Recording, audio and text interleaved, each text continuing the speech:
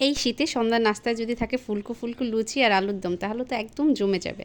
আসসালামু আলাইকুম। আজকের রেসিপিতে আমি ফুলকো ফুলকো লুচি তৈরি করে দেখাবো। এর জন্য প্রথমে একটা মিক্সিং বোল নিয়ে নিয়েছি। এরপর নিয়ে নিচ্ছি 1 কাপ পরিমাণ আটা। আপনারা চাইলে ময়দা দিয়েও তৈরি করে নিতে পারেন। এরপর দিয়ে দিচ্ছি পরিমাণ মতো লবণ আর দিয়ে দিচ্ছি 3 টেবিল চামচ পরিমাণ রান্নার রেগুলার তেল। এবার এই তেলটাকে হাতের সাহায্যে খুব ভালোভাবে আটার গায়ে মিশিয়ে নিতে হবে। এই কাজটি হাতের সাহায্যে করে নিতে হবে, এতে করে আটার গায়ে তেলটা খুব ভালোভাবে মিশে যাবে। মিশিয়ে নেওয়ার যেই পর্যায়ে হাতের মুঠে আটা নিয়ে চাপ দিলে এরকম দলাকার বলের মতো তৈরি হয়ে যাবে। আবার আঙুলের সাহায্যে চাপ দিলে ভেঙে যাবে। সেই পর্যায়ে বুঝতে হবে তেলটা আটার গায়ে খুব ভালোভাবে মিশে গেছে। সেই পর্যায়ে অল্প অল্প করে পানি দিয়ে পারফেক্ট একটা ডো তৈরি করে নিয়েছি। এরপর এটাকে রেস্টে রেখে দিয়েছিলাম প্রায় 10 থেকে 15 মিনিটের মতো। ফিরে এসেছি 10 থেকে 15 মিনিট পরে। এবার আরেকটু মথে নিয়ে এ থেকে আমি ছোট ছোট লেচি কেটে নিয়েছি। 1 কাপ আটা দিয়ে আমি 10টা লুচি তৈরি করেছি। তবে আপনারা আপনাদের প্রয়োজন অনুসারে আটাটা বাড়িয়ে কমিয়ে নিতে পারেন। লুচিগুলো তৈরি করে নেওয়ার জন্য লেচি তৈরি হয়ে গেছে। এবার হাতের সাহায্যে একটা লেচির এবড়ো থেবড়ো অংশগুলো ঘুরিয়ে একটা সাইডে নিয়ে গোলাকার একটা শেপ দিয়ে নিচ্ছি। এবার এটা দিয়ে আমি লুচি তৈরি করে নেব। এবার হাতের তালুর সাহায্যে ঘুরিয়ে একটু গোল করে নিচ্ছি।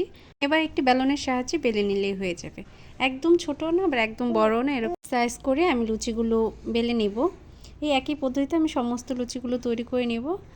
আমার একটা লুচি বেলে নেওয়া হয়ে গেছে, আর পরবর্তীতে যেই লুচিগুলো তৈরি করব সেগুলোই একই পদ্ধতিতে তৈরি করে নিব। লুচিগুলো তৈরি করে নেওয়া হয়ে গেলে এগুলোকে ভেজে নেব। ভেজে নেওয়ার জন্য চুলায় একটি প্যান বসিয়ে নিয়েছি আর তাতে দিয়েছি পর্যাপ্ত পরিমাণ তেল। তেলটা যখন গরম হয়ে এসেছে সেই পর্যায়ে এক এক করে লুচিগুলো এর মাঝে ছেড়ে দেবো। আর আমি একটা করে লুচি দিয়ে ভেজে নিচ্ছি। আপনারা চাইলে 2-3টা এরকম করেও ভেজে নিতে পারেন, তবে একটা করে ভেজে নিলেই সুন্দরভাবে উল্টে পাল্টে ভেজে নেওয়া যায়, কারণ এটা যেহেতু ফুলে অনেকটাই বড় হয়ে যায়। যখন তেলটা খুব ভালোভাবে গরম হয়ে গেছে সেই পর্যায়ে লুচিটা এর মাঝে ছেড়ে দিয়েছি। এবার ছাঁকনির সাহায্যে একটু হালকা প্রেস করে নিলে এটা অনেকটাই ফুলে যাবে। আর দেখেই বুঝতে পারছেন মাশাআল্লাহ কতটা ফুলে গেছে। একটা পার্ট যখন ভেজে নেওয়া হয়ে যাবে তখন অপর পাশটা উল্টে নিচ্ছি। আর দুইটা পাশে আমি খুব সুন্দর করে ভেজে নিচ্ছি। আপনি চাইলে সাদা করেও ভেজে নিতে পারেন, তবে আমি একটু লালচে করেই ভেজে নিচ্ছি।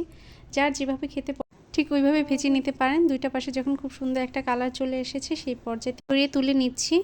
আর পরবর্তী লুচিটা ওই একই পদ্ধতিতে ভেজে নিচ্ছি। আমি সবগুলো লুচি একই পদ্ধতিতে ভেজে নেব। আর লুচিগুলো ভাজতে খুবই ভালো লাগছিল, কারণ দেওয়ার সাথে সাথেই ফুলে উঠছিল।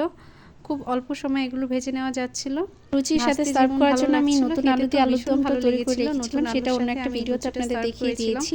বাড়ির সবাই খেয়ে খুবই মজার ছিল। সন্ধ্যার এই রেসিপিটা বড় সবাই খুব পছন্দ করে খেয়েছিল। আশা করছি বাসায় একবার হলো ট্রাই করবেন আর আমাকে কমেন্ট বক্সে জানাবেন। আপনাদের এক একটা কমেন্ট আমাকে অনেক বেশি উৎসাহ দেয়। রেসিপিটি যদি ভালো লেগে থাকে অবশ্যই লাইক কমেন্ট শেয়ার করবেন। সবাই ভালো থাকবেন, আমার এবং আমার পরিবারের জন্য দোয়া করবেন। আল্লাহ হাফিজ।